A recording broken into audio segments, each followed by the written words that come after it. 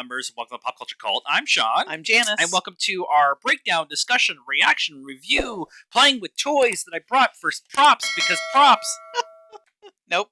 Oh, there he is. Battery's almost dead. I need to replace the batteries. This is chapter. Listen, I'm trying to do stuff.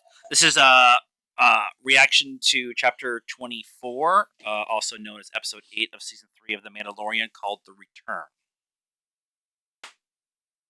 Yes. As everyone else, as most everyone else on the internet that I have come across today, everyone is quite satisfied.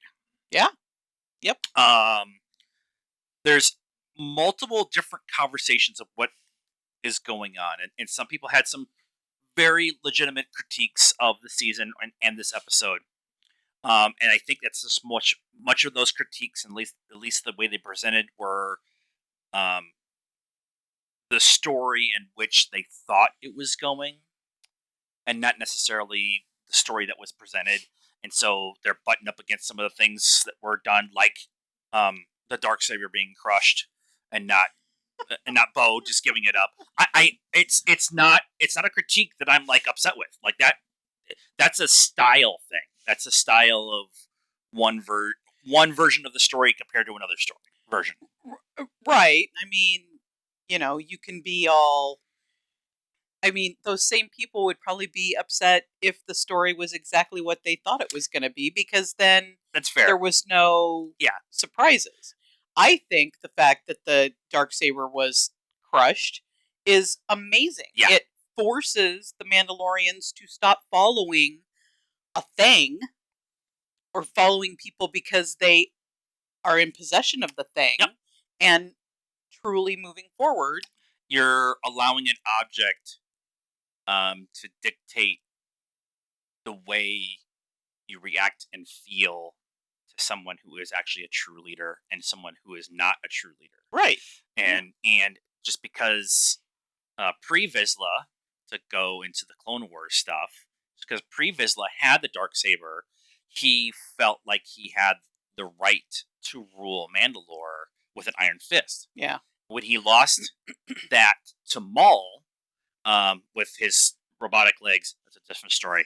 When he lost it to Maul, instead of ruling with an iron fist, ruled out of fear and use of the Mandalorians against the Empire, which is very similar to how Moff Gideon was trying to set up stuff.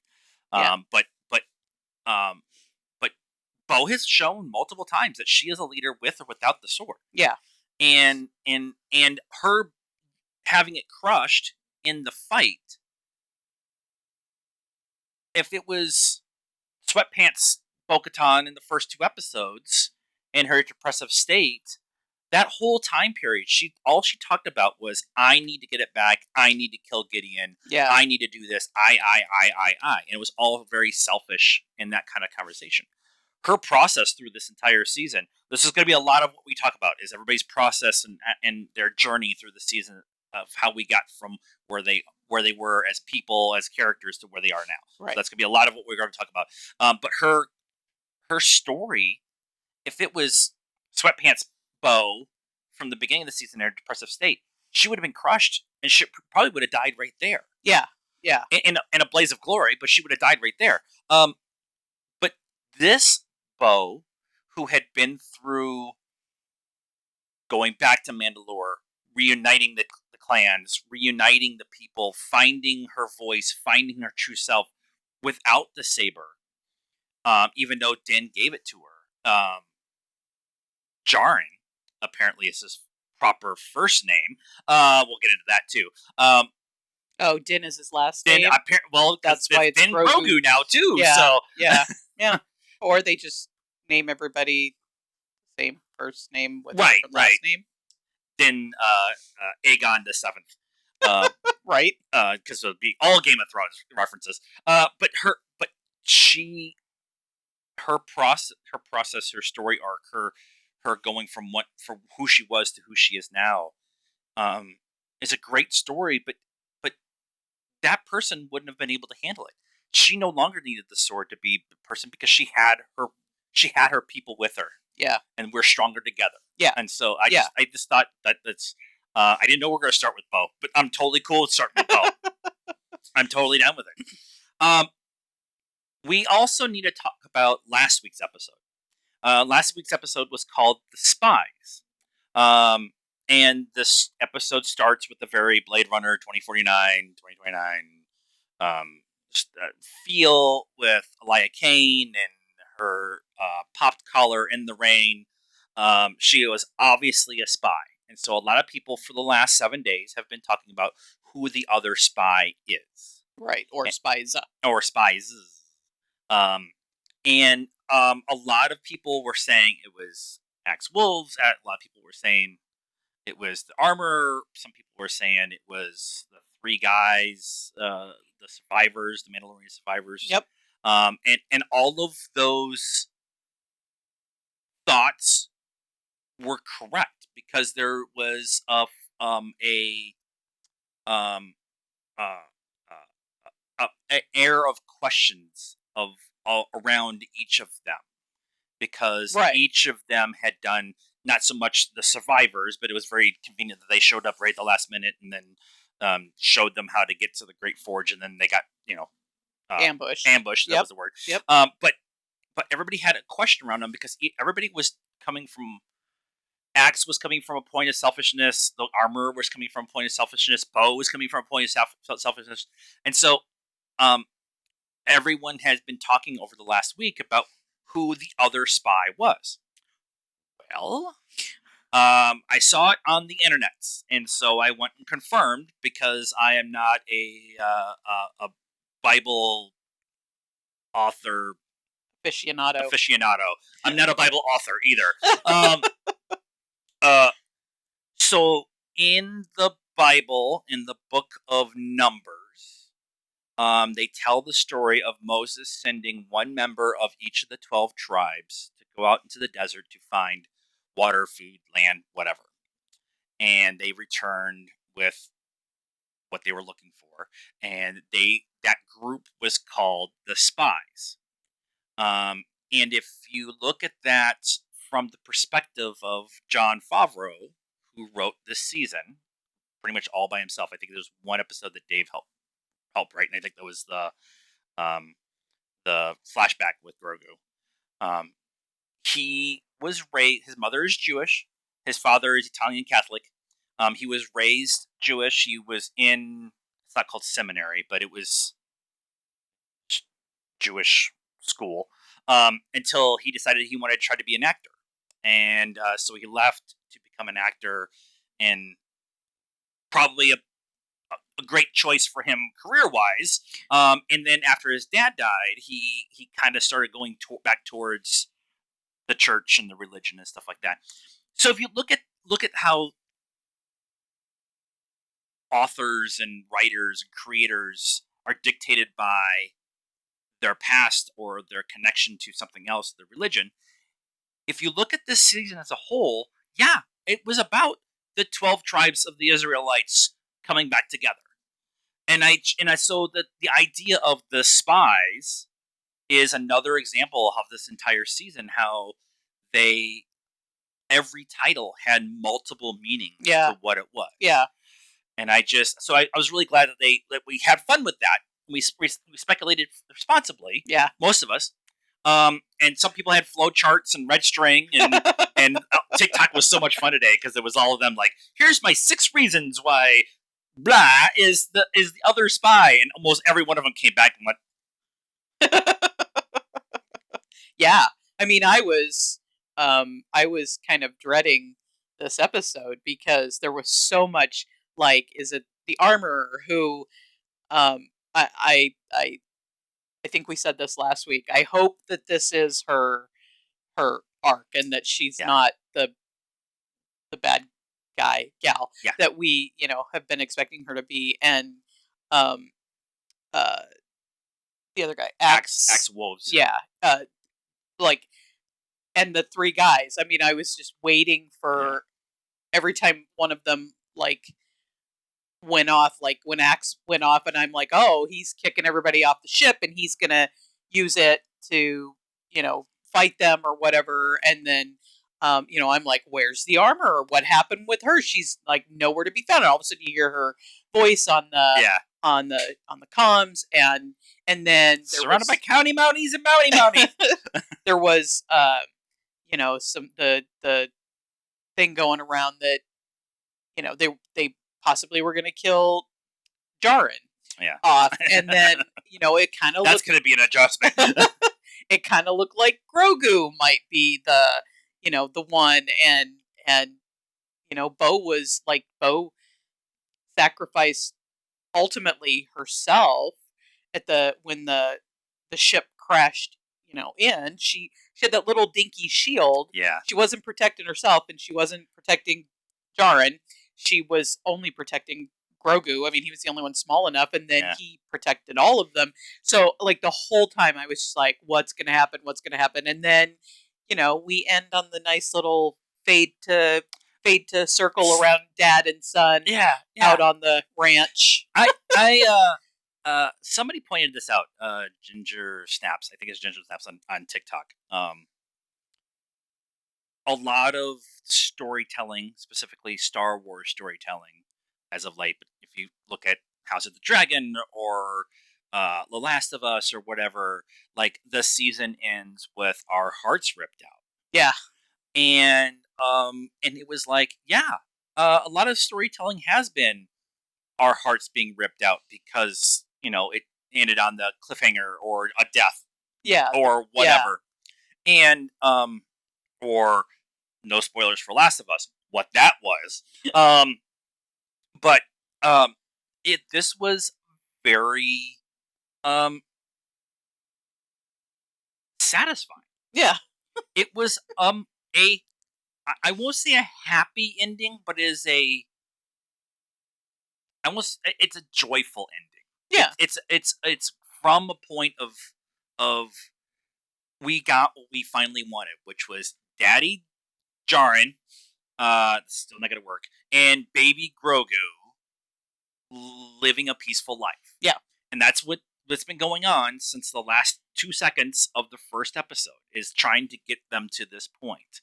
And some people, butted up against the didn't we already know that he was his father? And it's like, his adopted father. We didn't really kind of officially say it out loud. Yeah. It was always implied throughout the season, but it was never really officially said.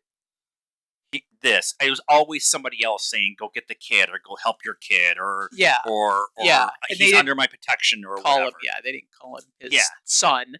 Yeah. So yeah, it's a little more official. He said, I said, wait, wasn't he always or already his his child or whatever? And he's like, well, now they're making it official. And I said they're going to go to the High Council of Mandalore and get a paper stamp that says, well, they did. They did it in front of Bo and the armorer, who is the High Magistrate, essentially, in the living waters. I mean, that's about as close as you're going to get from a.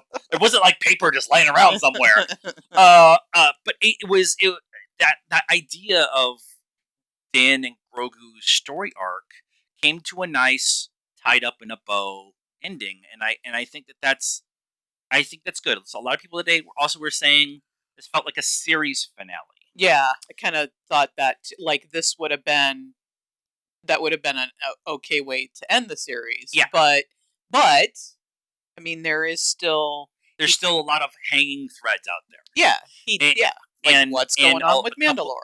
A couple of those hanging threads are the actual Shadow Council of the Empire that is hanging over everything, which is ultimately, I think, where everything is going to go with the movie that Dave Filoni is doing. I think everything is moving that direction.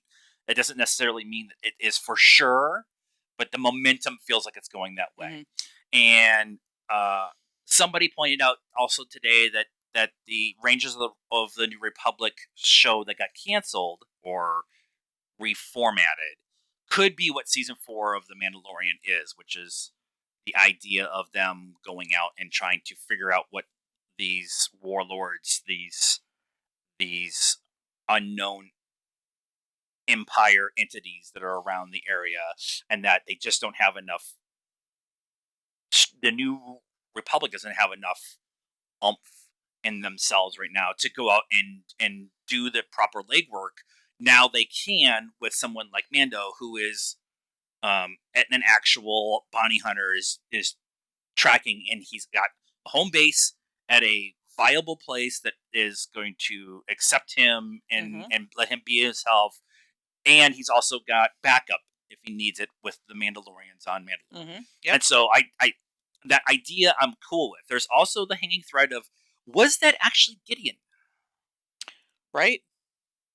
Or was Gideon, it a clone? yeah, that's kind of where I'm at right now. Gideon, the first two seasons had a mustache. It Mm-hmm. wasn't quite a twirling kind of mustache, but he did a twirly mustache villain, so he had to have a mustache. But this season he did not, That's true. and the where we thought we were at with Gideon trying to make clones with force abilities with Mandalorian armor and weaponry is where it was going. I just didn't put two and two together that he was trying to clone himself. Right. Yeah. A lot of people were saying that because in the last episode, was it the last episode you saw the tanks, but not who was inside of Yeah, them, and so people were thinking that they were first attempts at Snoke and or um, Palpy, but I yeah, that's probably my one critique for this episode was that whole thing was a little yada yada. So they showed the tanks, but didn't really say anything about them last episode. They finally show that it's Gideon inside of them this episode, and then they explode. Like it didn't Din, mess with the control. yeah, Yeah, did something and killed them jarring. all, and then Gideon was like, "Yeah, I was trying to, you know, create these," and then that was it. So yeah, you kind of wonder if like it felt like there should have been more with those, or I don't Well, know. and the question is the uh, troopers that we got, the Mandalorian stormtrooper things, are Yeah, those all clones who just haven't had the Force ability injected into them yet?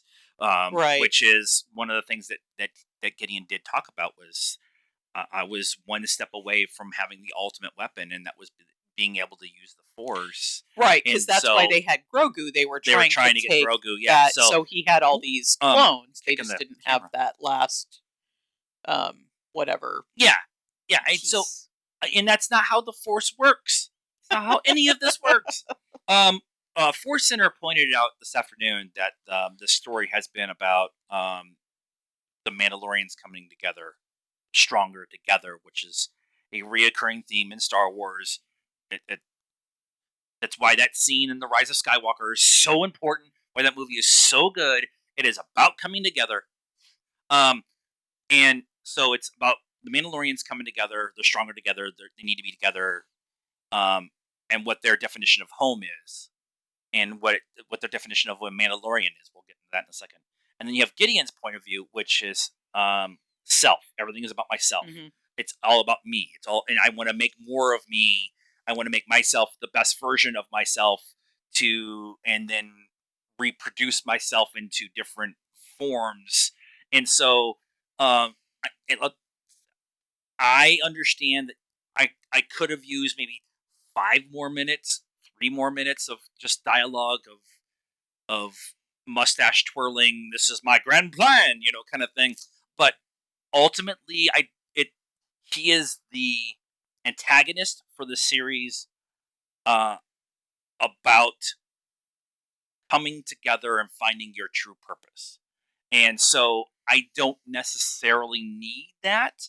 I would like it, but I didn't necessarily need a grand speech from him about Yeah, and I'm not his grand plan. necessarily saying a grand speech, just um, yeah, just a little more recognition, or Yeah, that from Jaren, and Grogu. Not really from Grogu. He's not really going to say a whole lot, but just you always get this, and it's a small critique. I'm not like, oh my god, the whole episode is ruined because they didn't do this. But you always get that kind of when stuff like that appears on screen in movies or TV or whatever. You always get that um the main character stops and they're like, oh my god, what is he trying to do or whatever. Right. And it was a little quick for me. Yeah, that's fair. But it's also in the middle of a big fight sequence, so you're not going to spend the time with dialogue there. I agree.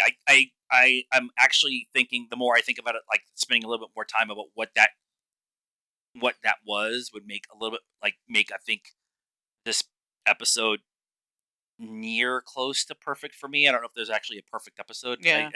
I think that's maybe a critique.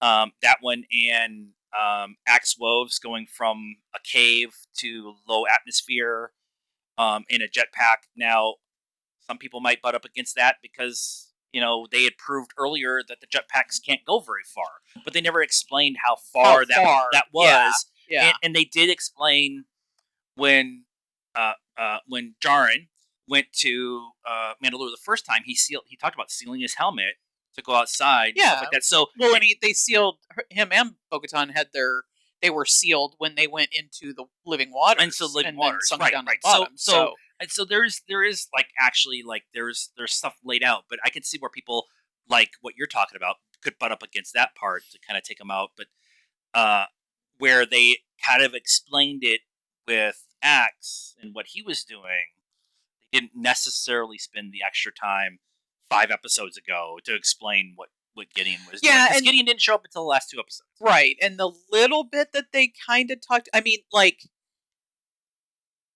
so the casual viewer is not going to understand any of what happened there, what those tanks were, why Gideon, had a bunch of him in there, or what he was trying to do, because you're not going into all the after talk where people are actually, because the only time they really talked about it was when what's his name, uh the redhead, Bryce Dallas Howard. No, last episode, the general. Oh, Hux. Hux's dad. They talked about Necromancer. Yeah. Talked briefly about it. Yeah. And like, if you don't know what that Project Necromancer is, then none of that really makes sense. Now, we got it, but there's going to be people out there that aren't going to understand. I thought it was interesting that they previously on brought that scene up specifically to talk about the cloning, and that a lot of people also this week kind of talked about, like, what Gideon is trying to do is what we're trying to get to Snoke and Palpatine. Right. And it's like, no, he's selfish. He wants to rule the Empire by himself. He wants to be Vader. And I've talked about that from jump, that he wants to be Vader. He's not actually trying to get to Snoke and Palpatine, but this technology, the concept is going to get others there, but that's not what he's using it for. No, he's doing it for selfish reasons. Yeah. Let's talk about the armor. We're all over the place, and that's how this show goes. So we could go scene by scene, but there's a lot of people out there. We have done that in the past, but there's a lot to talk about, because we're also talking about the conclusion of several story arcs in one time. One of those big story arcs is the armor. I would like to publicly apologize again. I've already done it on TikTok. I would like to publicly apologize again to the armor. From my point of view, and this is, again, only my point of view, and you may find it ridiculous, I believe that her story is that of a radical religious person who was not sheltered away, but cordoned away from the rest of the outside world, believed that this was the only way, that hence this is the way. This is the only way of existence, and everyone else is damned for doing it something different. Right. And in her story, she learned from watching Jaren,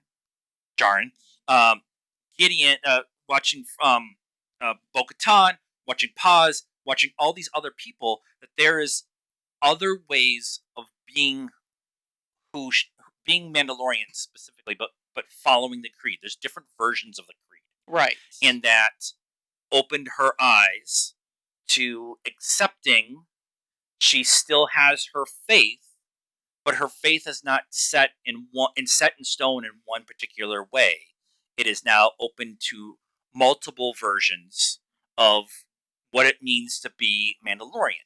The parallel to that is if you watch people in very right wing Christian, Islamic, Muslim versions of their faith are taught that this is the only way and everyone else is damned and everyone else is wrong. And then those people who were taught that go out into the real world and learn that there's multiple ways of having faith or religion and believing in God or gods or whatever, and that they still keep their faith, but it's not set in doctrine that this is the only way to do things. Right. And so having that parallel between what happens in the real world to what the armorer went through, I think I'm not going to say that. I was going to say that's just my favorite arc, but I just appreciate that in this stupid science fiction wielding laser swords, weird people in armor, that you can have this deep conversation of what faith really means, and you can have a person who is set in the absolute only way the world can exist, and then at the end, she's standing there relighting letting somebody else relight the Great Forge, and there's all the different tribes as we have it right now, standing there representing all their versions of Mandalorian, and I love it. I love it. I love it. I love it. I love it. It's a very Kylo Ren arc. It's a very Kylo Ren arc. Yeah, you can go from one extreme side to the other. I think we're just all, especially because you can't see her facial expressions, so you're always like, "What's going on?" Under the helmet. Yeah. But we're all trained that people aren't going to change, or they're going to. That's why, like, we were all like, "Okay, somebody's going to turn. Somebody's going to be a bad guy." And I was, who's the other spy? Yeah. I mean, while I felt like the armorer, I didn't necessarily feel like she was the spy, but I haven't trusted her. I mean, we've talked about that almost every episode. Almost that I haven't trusted her. But Wolf or Axel Wolves. Axe Wolves. There's a lot of I thought it was probably him because he was so on the other side, and so I'm happy that it was nobody. I mean, it's a very thing to have done, right? We expected somebody to throw a wrench in the whole thing, and the person that threw the wrench in was Gideon. right. With his and the mouse droids with sirens. Sirens is great. And lights. It's great. It's great. Woo! Woo! Woo! Woo! Let's talk about there's so much. The action is pretty awesome. Never in my life did I think I was going to see a bunch of Mandalorians having air-to-air combat with each other after watching Clone Wars and Rebels. That's an animation thing. You're never going to make that work in real life. Yeah. And a couple of times when the TIEs left, the TIE interceptors left, they left the camera facing back on one of the TIEs as they're leaving, and so you're watching the rest of the squadron coming out of the clouds and whatever. Yeah. They did the same thing with one of the Mandalorians. They had the camera on the Mandalorian back as they were flying through the fight, and they could see people fighting or exploding or whatever in the background. Yep.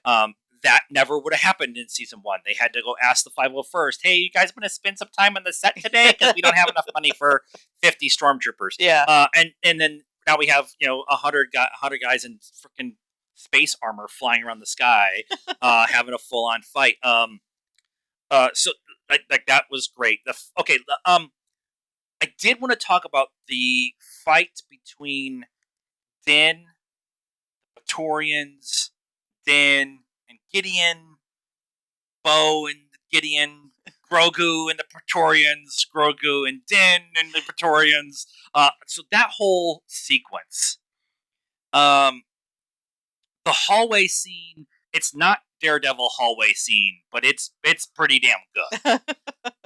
Him like I start with I have nothing, and then I have a knife, and then the next one I have a puke stick, and the next one I have a shield, and then a gun. I told him I'm like it's like those people who start with a penny and they end up with a luxury mansion at the end. Exactly. It's like I just keep trading up. That's totally a video game thing, right? That's totally a video game. Like you just pick up your stuff as we go along. But the whole, I think some people are going to maybe again butt up against Gideon being so much stronger or so much more superior than two fighters that we know that he has lost to in the past. But he's in full Beskar armor. Yes. And so that's what is going to protect him. Although if he is a clone, then he wouldn't have maybe some of the physical limitations of an older individual. Yes. There's also a super subtle thing. And I caught it the first time I watched it, and I didn't say anything because I didn't want to ruin your experience of what was going on. Every time Gideon moved, you heard servos whine like it was a droid. Oh. It was... And they set up that sound with IG-12, the Grogu mech, in the previous episode, and then when Grogu shows up and helps save Din, even though Din was in the process of saving himself. By the way, him just showing up and just no, and just like ripping so good. But so they set up that noise, but your brain is not thinking about the noise, the sound that's making, because it's not a TIE fighter, it's not a lightsaber, it's not a pistol or whatever. So your brain is already kind of used to the idea of, as people are on screen, there's this mechanized sound in the background because there's a droid in part of the group. So then you get in the fight, specifically when it's Din, Jaren, and Gideon, and when it's Gideon and Bo-Katan, that whirring sound is still there, but your brain forgets that Grogu mech is in the other room playing hide and seek with the Praetorians. And so he was strong enough to crush the Darksaber. He was strong enough to punch Bo in the chest and knock her across the deck. Yeah, that's a good point. Yeah, he was definitely. I mean, he put on the helmet and his voice was modulated. He was definitely doing his best Vader impression. Yeah. It was definitely a thing, and he was. If he was an actual clone, he was a clone that had gotten some kind of improved fighting training. Because he moved much better. He was much more, which is another thing why I think he probably was a clone. Yeah. But now that you mention it, I definitely could see that was hydraulic enhanced suit that he was in. He is Gideon mech. Gideon mech. Or Mech Gideon. Or Mech Moth. No, that doesn't work. But I really like. It's a very subtle Star Wars thing. I'm not going to show you what he's actually mechanical or mechanically enhanced with an exoskeleton. But we're going to show you that Grogu can be in an exoskeleton mech thing version, and not tell you that Gideon is too. Right. And so it was just one of those like, I got something there. I got one. Bo, when the ship explodes and Gideon gets into the melted just like Anakin. Melted, much worse than Anakin, I think. Anakin at least lived, although in Star Wars, no body, no death. Bo's first reaction was to shield Grogu. Right. Din's first reaction was to shield Grogu. Grogu's first reaction was to shield everybody. Yeah. And you screamed out, we are Groot. Yeah. Which is not this picture I wanted to use today in the in my no context spoiler images. But that the way he handled the Praetorians, where he was pushing everybody out of the way, pushing the weapons out of the way, he was able to tap into his force abilities, whatever limitations that he has right there, and still have strength enough to hold back a big ass fire. Yeah. We'll have a different conversation about holding back big ass fires. But he used his abilities to save everyone else, and he didn't use them in a vengeful attacking style like he did when he got taken by Gideon in this first season. Right. He was throwing the stormtroopers around. This was much more of I just run around and push people out of the way. Yeah. I don't really actually do any action. And so I love that process of him remembering what it means to be a Jedi, remembering what it means to use the Force and using it only in defense. Right. Well, Luke taught him that. Which is the Jedi way. So now you have somebody who, still a toddler, still understands what's going on around him, still can't talk, but he understands that he has this ability, and this ability is not for attack and not for hurting people. It is for defense, and you only use it when you absolutely have to. Yeah. And that's a Star Wars Jedi light side way, and I love that they did that without, again, saying it out loud. Daddy didn't try adopting him. We talked about the stamp or whatever, but he can't take the creed because he can't speak yet, even though he kind of maybe said dad.